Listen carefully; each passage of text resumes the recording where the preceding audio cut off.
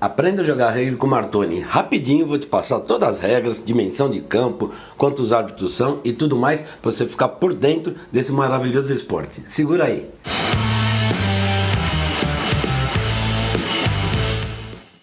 Tudo bem? Sejam todos bem-vindos. Meu nome é Martoni. Devido a inúmeros pedidos, eu começo agora a explicar os fundamentos ou as principais regras do rugby, ok? Começando pelo campo. Aqui, ó. O campo tem 69 metros de largura por 100 de comprimentos de H a H, não é gol, é H. E atrás do H você tem uma área de in-goal, que é onde você apoia a bola para fazer a pontuação chamada try. Esse in-goal pode ter de 5 até 22 metros, tá bom? Bom, já tem o campo, agora a gente precisa do árbitro. Você tem um árbitro principal, dois árbitros auxiliares, que no futebol são conhecidos como bandeiras, mas eles correm o campo inteiro, eles auxiliam, inclusive a marcação de algumas infrações com o árbitro principal. Além disso, você tem o TMO, Television Match Official. Há muito tempo já no rugby, é o que é conhecido no futebol como VAR, só que no rugby é muito diferente, funciona realmente muito bem na maioria das vezes. Uma parte aqui, o respeito ao árbitro dá-se porque ele não é simplesmente um punidor, um marcador de infrações. Ele ajuda no desenvolvimento do jogo. Ele tira o jogador de offside, ele avisa o jogador que pode estar em impedimento, para o jogador não jogar uma bola que pode eventualmente ser penal, enfim. Por isso do silêncio e do respeito, e a hierarquia é mantida dentro de um jogo de rugby. O principal elemento depois do campo do árbitro é a bola. Aí você está vendo as dimensões de uma bola de rugby, ela pesa entre 410 e 460 gramas. Beleza, então nós já temos o campo, temos o árbitro e temos a bola, aliás. Agora vamos tratar do jogo em si.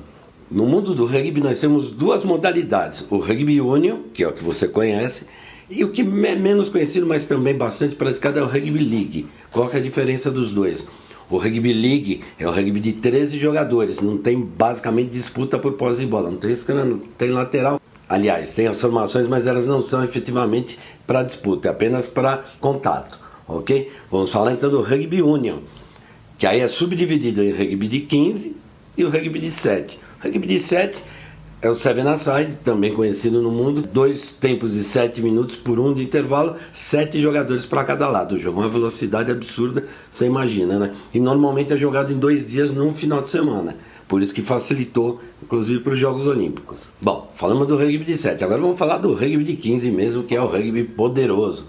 O rugby de 15 é jogado em 2 tempos de 40 minutos por 12 de intervalo. São 23 jogadores que compõem o elenco que vai para a partida, 15 que entram em campo e 8 no banco de reservas, ok? Você pode utilizar os 8 jogadores durante a partida. E mais que isso, você, em caso de uma concussão, um sangramento, pode ter uma substituição temporária do jogador afetado. Ele vai lá fora, é examinado, vê se tem condições de retornar ao campo e tudo mais. Se estando em condições, o seu reserva imediato sai e ele volta para a partida, ok? Tá, subdivisões dentro do campo de rugby de cada equipe. Você tem 8 forwards, dos números 1 a 8, normalmente são jogadores mais pesados, mais fortes, mais altos. Em teoria eles brigam pela obtenção e manutenção da posse de bola, tá? Aí você tem o que no Brasil é conhecido como jogadores de linha, ou backs, lá no exterior. Os números 9 a 15, em teoria, são jogadores que atacam mais e jogam com a posse de bola obtida pelos números 1 a 8. O rugby é um jogo que todo mundo ataca, todo mundo defende. E para você saber ou se orientar mais fácil, eu vou te dar uma dica aqui, não conta para ninguém, hein? Olha a bola. Quem estiver à frente da bola, a princípio está impedido, ok? Facilita muito esse primeiro movimento de compreensão do jogo. Você sabe que no rugby praticamente você não tem nenhuma posse de bola que sai com você, a não ser infração ou penalidades. Ou seja, eu de forma voluntária cometi uma infração, essa posse de bola, então o jogo é paralisado, a posse de bola passa para o adversário, chamado penal. Aí sim ele pode pegar a bola e fazer o que ele quiser, chutar para a lateral, chutar para o H, para 3 pontos, sair jogando de mão e tudo mais, tá? Ou pedir scrum, daqui a pouquinho eu vou explicar. Qualquer outra situação, desde a saída de jogo até qualquer infração não intencional dentro do campo, você tem a formação de disputa de posse de bola com senha para a equipe que não fez a infração. Então vou te explicar isso mais facilmente. Eu estou com a bola, eu vou passar para o meu companheiro, a bola vai para frente. A bola não pode ir para frente, no rugby a bola sempre para trás, ok? O jogo é paralisado, é formado um scrum, que é aquela formação que eu vou explicar no próximo vídeo. Aquela formação de 8 contra 8 se empurrando. É uma formação em disputa. A posse de bola vai ser para o adversário, que vai introduzir e vai ter uma senha. Mas o meu time, o time do infrator, ele pode tentar empurrar e recuperar a posse de bola. Assim, é a saída de jogo, onde você chuta a saída, mas chuta para o adversário, e vai disputar a bola lá em cima e tudo mais. Assim como é o lateral, você chuta para o lateral, a posse de bola pode ser dele ou pode ser tua, mas sempre vai ter uma disputa no perfilamento. Bom, então vamos à pontuação, tá? Try, olha aqui, ó. O try é chegar no campo do adversário com a posse de bola e apoiar a bola na linha de fundo ou dentro dela, que é aquela zona que eu te falei de gol, tá? Tem que ter o contato mão, bola, solo. Se você chegar só e passar como no futebol americano não vale, você tem que apoiar a bola no chão e te dá 5 pontos, ok? Ele também te dá direito a um chute de conversão. Você traça uma linha perpendicular aonde você colocou a bola para trás, para ter ângulo para o chute para o H. Passando no H, na parte de cima do H, vale mais 2 pontos. Essa é uma forma de pontuação. O try, 5 pontos, e o try convertido, 7 pontos. Você pode, em qualquer momento do jogo, dar um drop goal, um bate pronto, ou seja, pegar a bola, a hora que ela pinga no chão, você chuta. Se ela passar por cima do travessão do H, e aí pode ser para o infinito para cima, tá? Passando no meio, você ganha 3 pontos. É chamado drop goal. E quando tem uma infração do adversário intencional, quando você pode colocar a bola no chão e chutar por cima do H, passando acima do travessão e infinitamente para cima, vale mais 3 pontos, ok? São somente essas as fórmulas de pontuação no rugby. Bom, já temos o campo, já temos quantos jogadores são, já temos os juízes, já temos a bola, só falta jogar, né? Obviamente que eu vou fazer mais vídeos específicos para você entender e se aprofundar mais no posicionamento, por que número 1 a 8 é mais forte, porque 9 a 15 é mais rápido e tudo mais, né? Quem são os jogadores de meio de campo, quais as posições que não tem mais que um jogador, enfim. Isso aí a gente vai passando aos poucos, tá? Pra gente iniciar, agora é assim, tem o chute de saída da minha equipe, em bate pronto ou em drop goal, como eu citei há pouco em pontuação, a bola tem que passar 10 metros, o adversário pega e vem correndo. Como é que eu pego a bola dele? Só existe uma forma, a princípio, que é taclear. Taclear é derrubar o adversário de posse de bola, apenas ele. Assim que eu derrubo ele no chão, com o ombro do peito dele para baixo e usando os braços, ele caindo no chão, ele é obrigado a soltar a bola, ok? Esse movimento, tato de duelo e vão os dois para o chão, chama-se, a partir daí, huck. O que é? Essa posição que estão os dois jogadores no chão, o tacleador e o tacleado. Após a bola estar no chão, o time dele pode vir e pegar a bola e sair jogando de novo. E o meu time pode passar por cima, sem pisar obviamente, passa por cima dessa formação, porque estão os dois no chão e a bola, passando ali, a posse de bola passa para o adversário. E aí que você ganha a posse de bola. Entendeu? Então é um jogo muito rápido. Quando um jogador é tacleado, já vem o apoio. Por isso que o apoio no rugby é fundamental. Porque se o jogador fica isolado, ele toma um tackle, ele perde a bola e a bola passa para o adversário.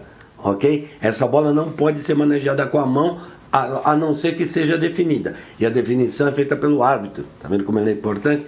Ele que fala, ranking acabou, posse de bola para X, posse de bola para Y.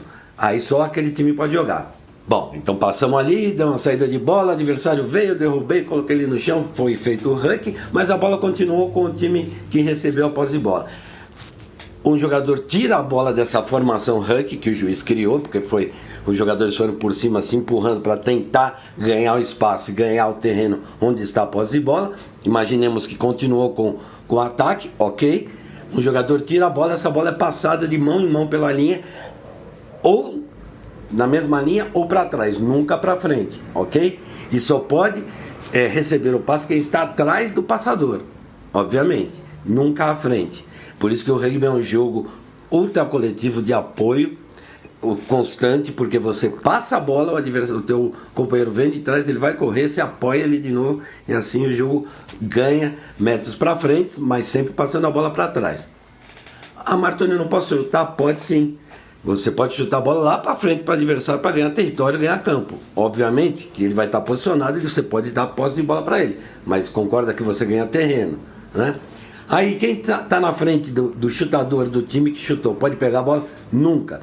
Só pode ir e pegar a bola o jogador que sai atrás do chutador, ok? Então, recapitulando, eu posso chutar para frente, mas só pode sair e chegar e jogar essa bola quem saiu atrás de mim. Continuando o nosso ataque. Então, o nosso adversário pegou a bola, foi passando de mão em mão, certo? E acabou sendo tacleado e saiu, pisou na linha e saiu para a lateral. Pois agora, Martoni, o que acontece? É lateral é um perfilamento, uma linha de jogadores de um lado, outra linha de jogadores do outro, a 1 metro de cada um, e na linha da lateral, onde a bola saiu ou o jogador saiu, um jogador bate esse lateral. Então a equipe que vai ter a posse de bola, ela sabe a senha, para quem vai. Normalmente você tem 7, 8 jogadores ali no alinhamento lateral, ok? Normalmente 7.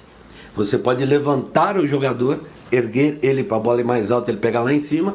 Tá valendo, chama-se elevador aqui no Brasil. Qual a vantagem? O time que bate é que sabe a senha e sabe para onde vai a bola. Mas o adversário, lembra, né? Qualquer reinício de jogo no rugby, que de forma involuntária aconteceu, como foi o caso, o jogador caiu para a lateral, sempre será disputado. E aí, no caso, o lateral, a senha é de quem joga, mas o adversário pode eventualmente pular também bem e pegar a bola. Vamos imaginar que no lateral a equipe adversária ganhou a bola e saiu jogando novamente de mão. Passou a bola para um, passou a bola para outro, todo mundo atrás. A linha de impedimento é a linha da bola, lembra, né? O meu time, o time de defesa, tá cada um tentando marcar um e derrubando quando tiver a posse de bola para tentar recuperar. Então o jogo é muito dinâmico. De repente, esse time adversário foi passar a bola e a bola foi um pouquinho para frente. Óbvio que foi involuntário, mas foi para frente. E aí, Martoni, o que acontece? O jogo é parado, o juiz para o jogo e fala scrum. Posse de bola, scrum é essa formação de 8, ok? Scrum é posse de bola pro adversário, que não foi ele que cometeu a infração, no caso o meu time. Beleza? E aí eu tenho a senha para introduzir essa bola. Alinham-se 3, 2 e 3. Então são 8 de um lado, 3, 2 e 3 do outro lado, e se encaixam e se empurram assim que o juiz autorizar.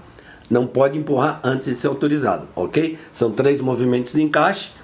Encaixou, você introduz a bola. O time normalmente que introduz a bola tem a senha, porque no meio desses 3 jogadores tem um jogador chamado hooker, que eu vou comentar num outro vídeo, que com o pé ele puxa a bola para trás, tá? E você pode continuar empurrando ou ser empurrado, o que você não deseja, mas pode acontecer, e aí a bola tem que sair para o fundo da formação, saindo atrás do pé do último homem, está em jogo, está valendo novamente, o jogo continua. Então você reparou na inteligência do jogo? O início dessa infração foi um passe involuntário para frente, o jogo teve que ser paralisado, posse de bola para o adversário, disputa, informação empurrando e tudo mais, porém é disputa. Bom, então já passamos basicamente tudo, né? Só falta o quê? Alguém fazer ponto nesse jogo aí, né? Então vou imaginar que nesse scrum a bola saiu para a equipe que estava atacando, ela estava, vamos colocar, a 40 metros do H, em ataque, aqui está o campão, está em ataque, aqui é o H, 40 metros, bola veio para o camisa 10, eu vou explicar por que depois, tá? E ele dá um drop goal, ou bate pronto, então ele dá um bate pronto, a bola passa por cima do travessão e entre os postes no H, drop goal, os 3 primeiros pontos da partida. Ah, que beleza. Aí não tem conversão, porque já foi drop goal, vale 3 pontos. E aí, Martoni, o que acontece? Como é que é o reinício de jogo? A equipe que sofreu a pontuação vai dar um chute de drop goal do meio de campo, que tem que passar 10 metros, e o jogo reinicia. Reiniciamos o jogo.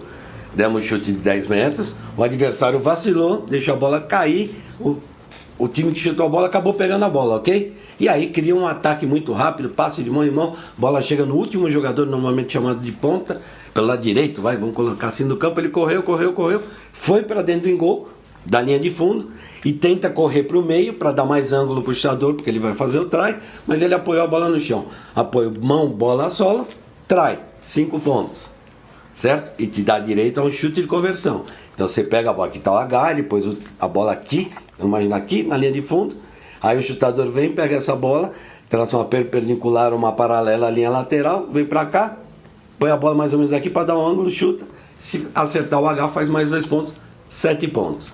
Então o jogo está 7-3, beleza? Tá com 30 minutos do primeiro tempo. Aí teve lateral, teve scrum e tudo mais. Teve uma penalização. Penalização é sempre um movimento em que o infrator faz de forma voluntária contra a lei do jogo. Vou pegar um exemplo. O adversário está passando a bola, você vai lá dar um tapa na bola para frente, para evitar que um passasse para o outro. Você, de forma voluntária, você deu um tapa para a bola ir para frente. Penal. Você poderia agarrar a bola, nunca bater ela para frente. Dá direito a quem sofreu o penal a opção de pedir scrum, sair jogando ali, chutar para a lateral, o lateral é dele, lembra, né, a senha, sair jogando, passando a bola, ou chutar para os postes. Falta essa pontuação. Então nosso jogo estava quanto? 7-3, né? Então o time que está perdendo de 3 pode pedir para ir chutar para os postes, tá? Mas a distância é qualquer, tá? De campo inteiro. Normalmente até 60 metros os grandes chutadores conseguem converter. Então vamos imaginar que já estava no ataque, um lance de 45 metros, né? O chutador vem, pumba, chutou, a bola passou no H, 3 pontos. Jogo 7-6. Ah, que beleza, hein? Bom, então no nosso jogo de 7-6, já estamos no segundo tempo, começar nas substituições, lembra, são 8, né? Você pode usar 8 jogadores do banco de reservas por contusão ou sem contusão, e pode entrar para o campo, ok? Então teve uma série de trocas e teve mais um penal para a equipe que estava perdendo de 7-6. O adversário fez um try convertido 7 e a outra equipe não fez try, mas fez um drop goal e um penal, então está 6, ok? E eles chutam e fazem mais 3 pontos, 9-7, e o jogo acabou. E aí você pergunta, pô, Martoni, uma equipe ganhou mesmo sem fazer try? É porque a pontuação é assim, tá? Então você tem várias fórmulas de ganhar a partida, eu coloquei uma dessas aqui como exemplo, mas só para você entender mais ou menos a dinâmica do jogo. Bom, pessoal, acho que é isso. Passamos mais ou menos, né? Um pouco do regramento, até jogamos um pouquinho o jogo para a gente entender mais ou menos a dinâmica do rugby. Se você ficou com alguma dúvida, coloca aqui sua dúvida, qualquer que seja, coloca a sua opinião. Se você gostou, dá o like, assina o canal, compartilha esse vídeo. Vamos criar o rugby cada vez maior no Brasil. Ele é gigantesco no mundo, é o segundo maior esporte do mundo, um dos maiores eventos do mundo, a Copa do Mundo de Rugby. Então, o Brasil tem um potencial enorme. Depende só da gente. Depende só da gente acreditar na gente mesmo, e potencial para isso a gente tem. Valeu, pessoal, até a próxima.